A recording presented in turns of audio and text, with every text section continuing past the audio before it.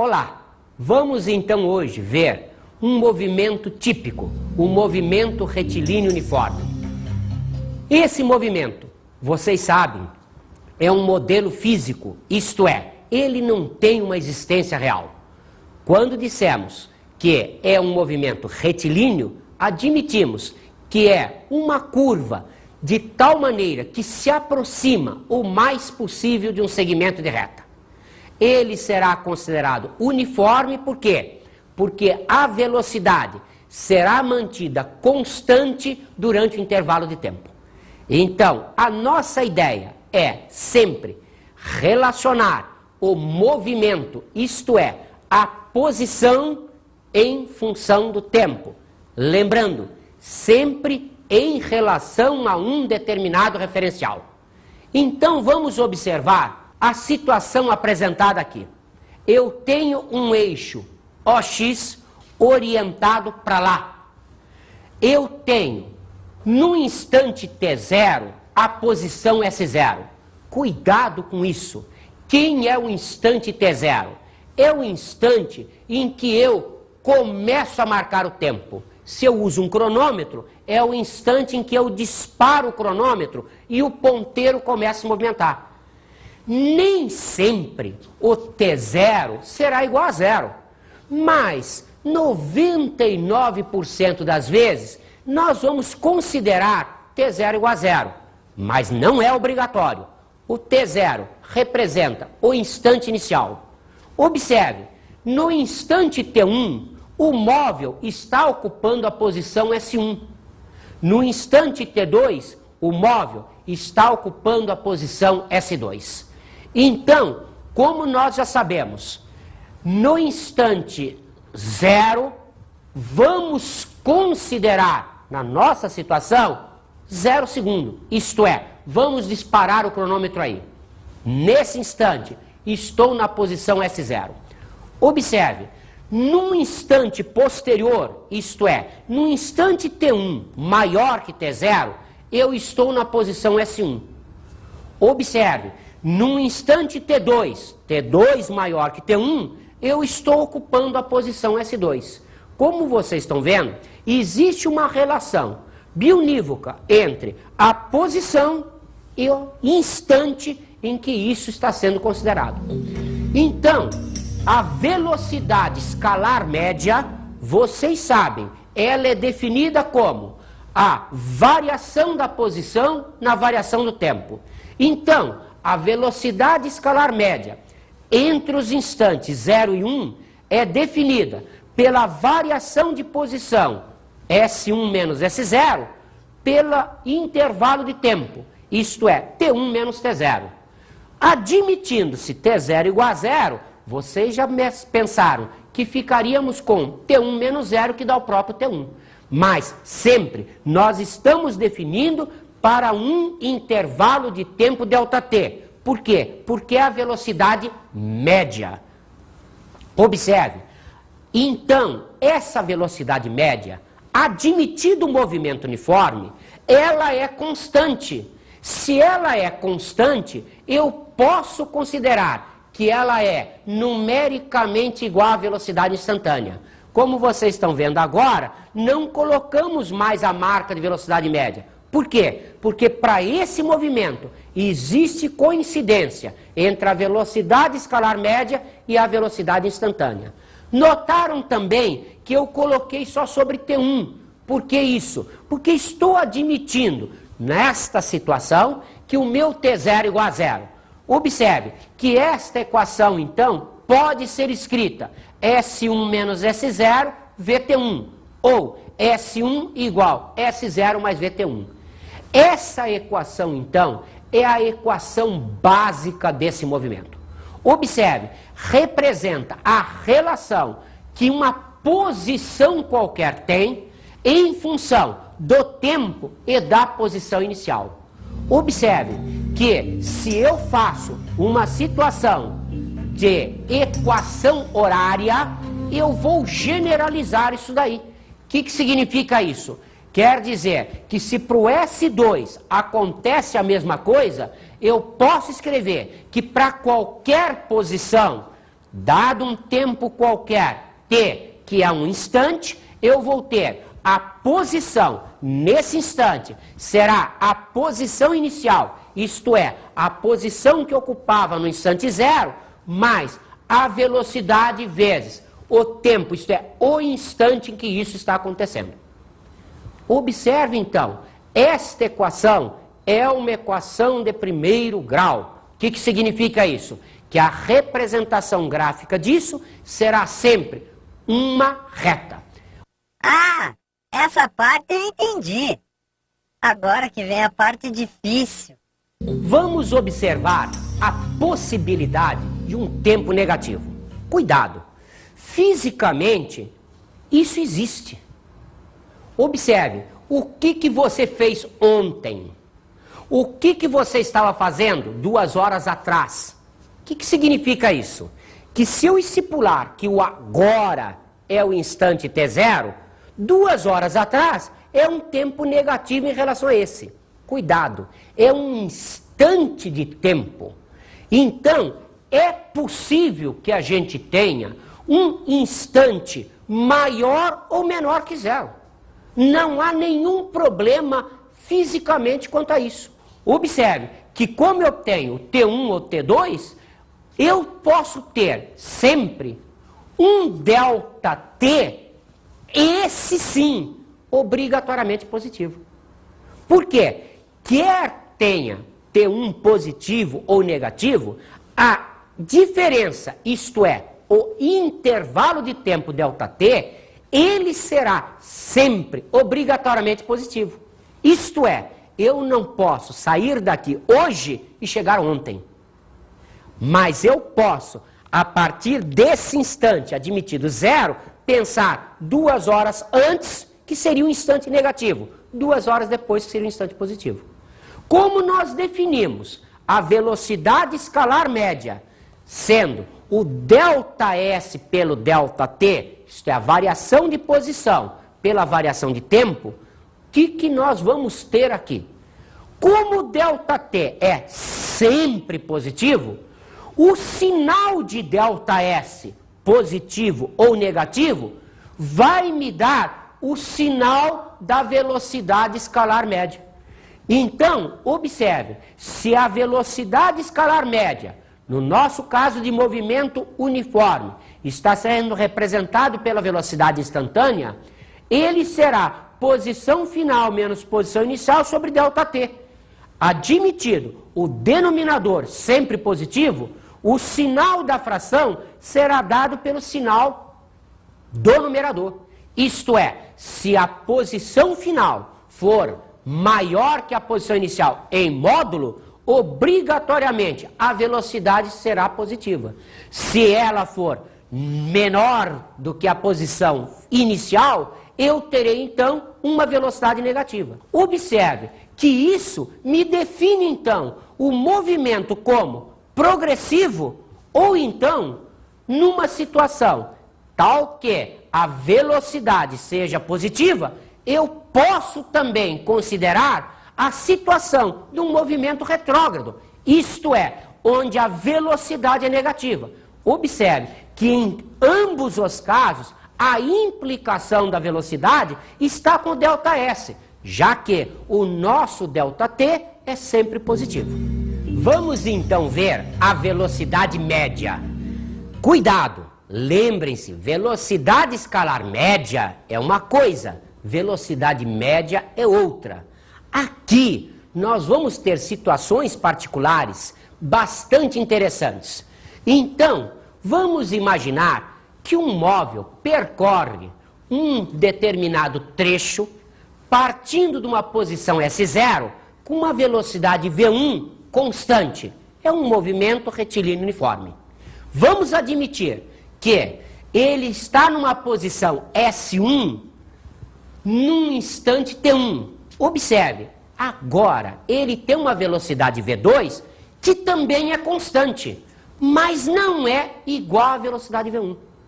Então, nós imaginamos que aí houve uma situação instantânea de mudança de velocidade. Vocês já pensaram, né? Isso daí é uma coisa teórica. Porque para que haja variação da velocidade, tem que haver um intervalo de tempo onde se considera a aceleração. Mas aqui, vamos admitir que esse intervalo de tempo é tão pequenininho, comparado com o estudo que estamos fazendo no movimento, que é como se a velocidade instantaneamente mudasse de valor. Então, vamos pensar, se na posição S2 corresponde ao instante T2, eu posso dizer que se esta diferença entre a posição 2 e a posição 1 é igual à diferença entre a posição 1 e a posição 0, significa que ele percorreu distâncias iguais. Então, vamos dizer que essa distância, tal que a posição final é S2, a posição inicial é a distância d minúsculo. Observe, se isso é d minúsculo e isto são distâncias iguais, significa que eu estou considerando esta distância como metade de d minúsculo, essa distância a outra metade de d minúsculo. Então, observe, se eu monto aquele sisteminha mostrando isso no meu eixo orientado a x, o que eu tenho? Daqui até aqui, a distância d sobre 2. Daqui até aqui, a mesma distância d sobre 2. Porém, eu estou admitindo que aqui ele teve uma velocidade constante v1, aqui ele teve uma velocidade constante v2. Então, pergunta-se, qual é a velocidade média que a gente tem? Observe, se não houve inversão no sentido de movimento, a velocidade escalar média, que é definida por ΔS por ΔT, isto é, posição final, S2 menos S0 sobre T2 menos T0, neste caso, não havendo a inversão do sentido de movimento e o movimento sendo retilíneo, eu posso perfeitamente considerar a velocidade escalar média como sendo a velocidade média. Observe, T2 menos T0 é a mesma coisa que T2 menos T1 mais T1 menos T0.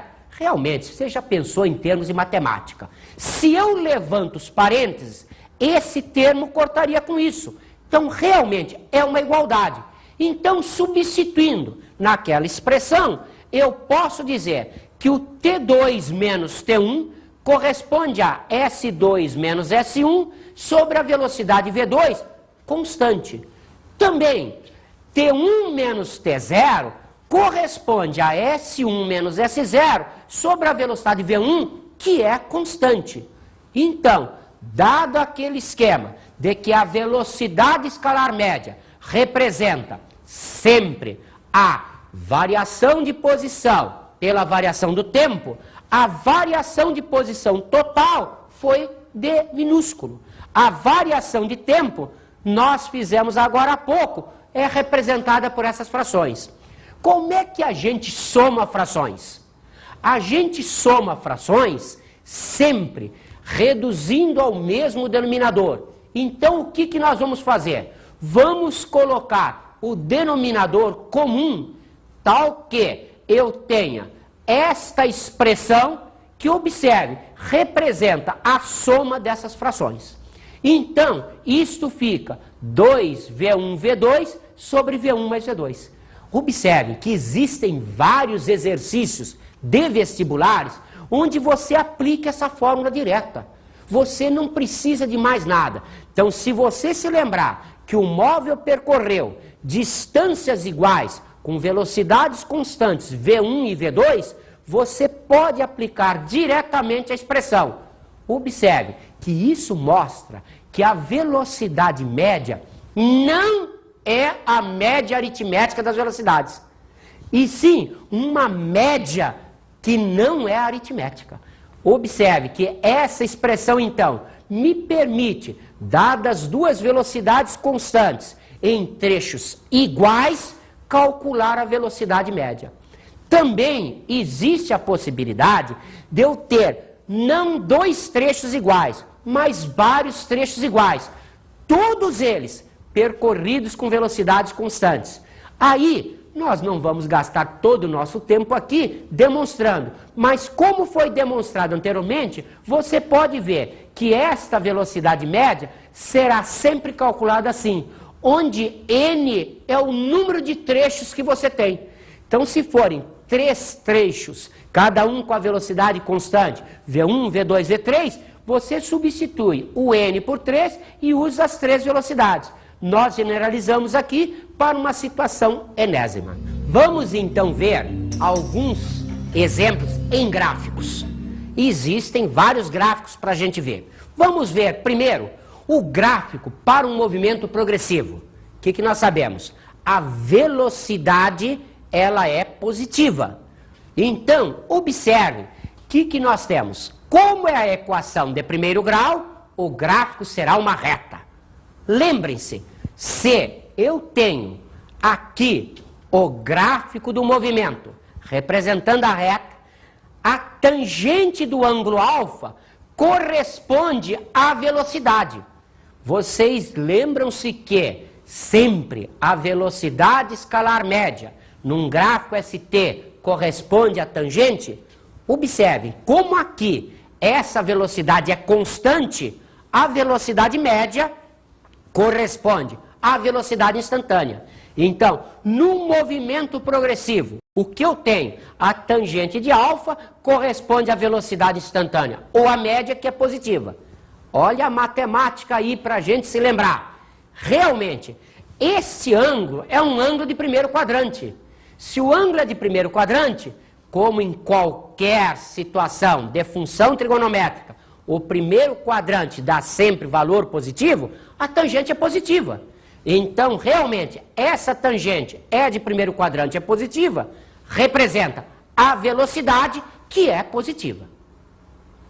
Observem agora o que acontece se a gente pegar o gráfico de um movimento retrógrado. Continua sendo a expressão de primeiro grau. Só que agora, montado o nosso gráfico, nós encontramos isso. O que quer dizer isso? Olha lá, a tangente do ângulo alfa corresponde à velocidade. Só que agora, como o movimento é retrógrado, a velocidade é negativa. Observe, o ângulo que eu tenho aqui agora é um ângulo de segundo quadrante. Se é um ângulo de segundo quadrante, a tangente é uma tangente negativa. Realmente, a matemática está aí para ajudar a gente. Esta velocidade é uma velocidade considerada negativa, o movimento é um movimento retrógrado. Vamos então observar agora o gráfico, não da posição em função do tempo, mas sim da velocidade em função do tempo. Então vamos ver o que acontece se eu colocar no eixo X o instante e se eu colocar no eixo Y a velocidade. Lembrem-se, a velocidade é constante nesse movimento. Então, o que aconteceu? Eu fiquei aqui com uma determinada área. Ora, nós já sabemos que esta área é obtida pelo produto deste lado por esse lado. Quem é o produto de uma velocidade por um tempo? Ora, a resposta é imediata. Representa ΔS. Então, realmente, esta área aqui me representa a variação de posição sofrida pelo móvel. Observe que esse é o gráfico da velocidade, mas nós podemos também fazer o gráfico da aceleração escalar média. O que nós sabemos desse movimento? Desse movimento, nós sabemos que a velocidade permanece constante. Ora, se a aceleração escalar média é definida como a variação da velocidade pelo tempo, isso implica o quê? Que sendo ΔV, V final menos V inicial, se eles forem iguais, ΔV igual a zero. Numerador da fração igual a zero implica o valor da fração é nulo. Então, como vocês veem, a situação é tal que a aceleração é nula. Então, o que eu vou obter no gráfico? Uma reta que está exatamente em cima do eixo dos tempos. a aceleração nesse movimento tem que ser obrigatoriamente igual a zero. Vamos então experimentar isso nos exercícios? Então vamos começar pelo exercício número 1. O exercício número 1 me diz o seguinte: duas cidades A e B distam entre si 400 km. De A parte um móvel P rumo a B. De B parte outro móvel O rumo a A. Se P e O executam um movimento uniforme, velocidade constante, 30 e 50 km por hora, qual será a distância de A até o ponto de encontro de P e O em quilômetros? Observe que nós vamos montar, como sempre, um gráfico. Então, a nossa ideia é fazer a coisa simples, só para a gente entender. Então, colocamos aqui uma reta, porque o movimento é retilíneo. Colocamos aqui os pontos nessa reta A e B, indicando o ponto de partida de A, ponto de partida de B, a velocidade de P e a velocidade do ponto O. A distância é 400 km. Então, o que nós vamos fazer? Vamos admitir que a posição inicial do móvel P é a posição zero. O que significa isso? Que a posição inicial do móvel O será 400 km. Como nós temos V de P 30 em km por hora, V de O é 50 em km por hora. Cuidado agora. Vamos então admitir que o ΔT gasto pelo P, o ΔT gasto pelo O, chamaremos sempre de ΔT igual, porque eles partem simultaneamente. Lembraram-se? ΔT está sendo confundido com T porque o tempo inicial está sendo considerado zero. Então, aplicando-se a equação horária do movimento, cuidado com ela agora. Posição de P será definida por S0 de P mais 30T. Agora, posição do O. Observe. Posição do O final igual posição inicial mais. Perceberam? Eu resolvi adotar para lá positivo. Então, esta velocidade foi admitida positiva. Para cá, negativo. Então, agora, na equação, eu não posso me esquecer desse sinal. Mas, observe, eles vão se encontrar. O que significa dois móveis se encontrar? Significa que esses móveis encontrar-se vão ter a posição comum. Isto é, no encontro, esta posição tem que ser exatamente igual a essa. Senão não se encontram. Então, fica igualando as posições finais, 0 mais 30T igual 400 menos 50T. Passando-se isto para o primeiro termo, nós vamos ter 80T igual a 400. Isto é, o tempo gasto até o encontro é 5 horas. Observe, isso é um ΔT, é um intervalo de tempo. Mas como eu estou admitindo T0 igual a 0, estou escrevendo T. Então, a posição de encontro a partir da situação definida para o móvel que saiu de A será então 0 mais 30 vezes o intervalo de tempo gasto até o encontro, isto é, a posição será 150 km de Agora tá ficando meio complicado. Vamos então a mais exercícios. Vamos ao exercício número 2. Observe, isto daqui é considerado a situação típica de um motorista carioca. E então, o motorista acelera, depois mantém velocidade constante, depois freia, acelera outra vez. Então, a situação representada é essa. Observe, o que está acontecendo? Se houve um sinal fechado, ele parou, a velocidade é 0. Aqui, ele acelerou, houve uma aceleração, depois manteve uma velocidade constante, depois freou outra vez. Então, a questão é, qual é a velocidade média no percurso correspondente ao intervalo de tempo entre t igual a 0 e t igual a 240 segundos. Observe, a velocidade média representa uma velocidade constante que ele teria, tal que ele desenvolveria a mesma distância percorrida no mesmo tempo. Então, vamos fazer os cálculos para isso. O que nós sabemos? Dado um gráfico VT, a área representa sempre o ΔS, a variação de posição. Então, se eu tiver estas opções, qual delas satisfaz? Perceberam a pergunta? Qual delas satisfaz? Então, 120 km por hora, 80 km por hora, 65 km por hora, 35 km por hora ou 15 km por hora. Como é que nós vamos fazer isso?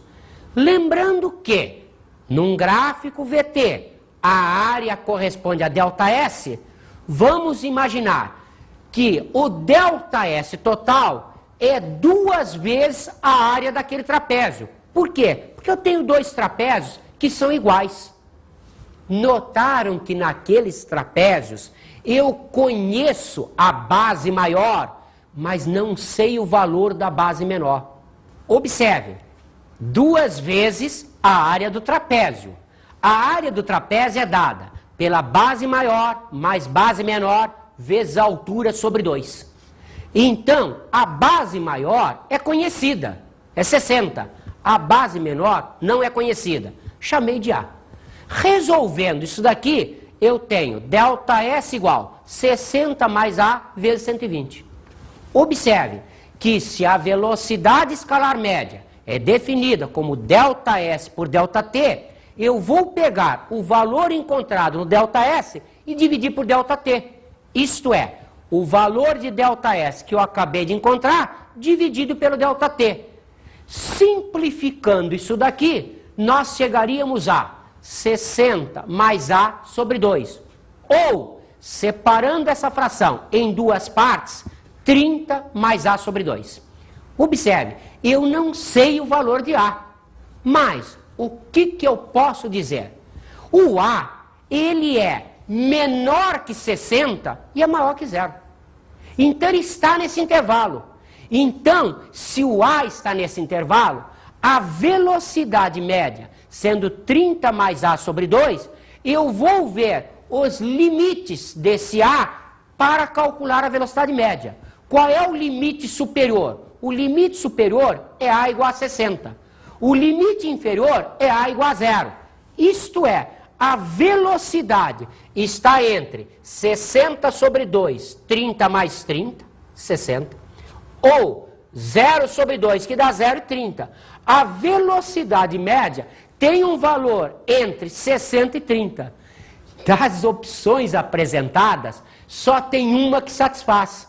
A única opção que satisfaz é a velocidade média de 35 km por hora. Observe, aí vocês diriam, mas essa questão só poderia ser uma múltipla escolha? Não poderia ser uma questão discursiva? A resposta da questão discursiva é essa. O que eu garanto que essa velocidade média está compreendida entre os valores 60 km por hora e 30 km por hora. Observe, muitos de vocês devem estar pensando, pode-se misturar velocidade de quilômetros por hora com tempo em segundos? Observe, vamos deixar aquela equação que nós determinamos com as unidades. 60 e A estão em segundos.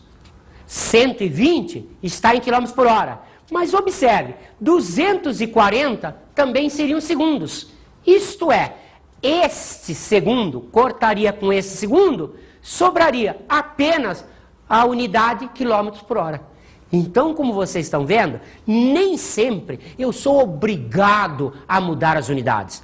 Numa situação desse tipo, não há nenhum problema em ter as unidades díspares. Por quê? Porque a situação vai ser tal que a unidade final será a mesma unidade que eu tinha para a velocidade instantânea. Vamos fazer então mais um exercício, o exercício 3. Observe, eu tenho um automóvel que move-se numa estrada conforme o gráfico VT da figura seguinte. A figura está aí.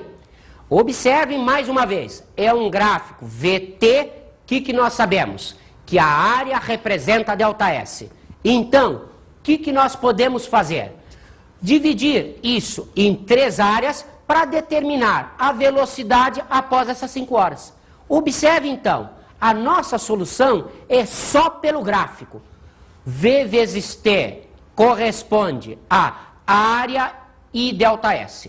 Então, ΔS total será a soma das 3 áreas daqueles retângulos. Isto é, 30 vezes 1, a área do primeiro retângulo, 90 vezes 2, a área do segundo retângulo, 60 vezes 2, a área do terceiro retângulo. Somando isso, vamos achar o ΔS total, 330. Ou, como a velocidade escalar média é ΔS por ΔT, vamos fazer 330 pelo ΔT de 5, achando velocidade escalar média 66 km por hora.